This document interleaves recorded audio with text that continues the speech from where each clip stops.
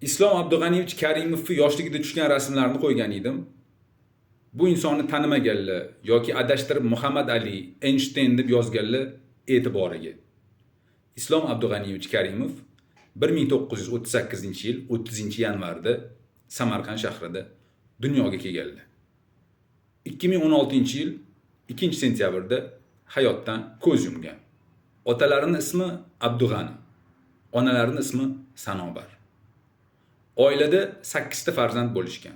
Bir qiz, 7 o'g'il. Mehriniso, Amanulloh, Ibodulloh, Arslon, Quddus, Ikrom, Islom, Xurshid.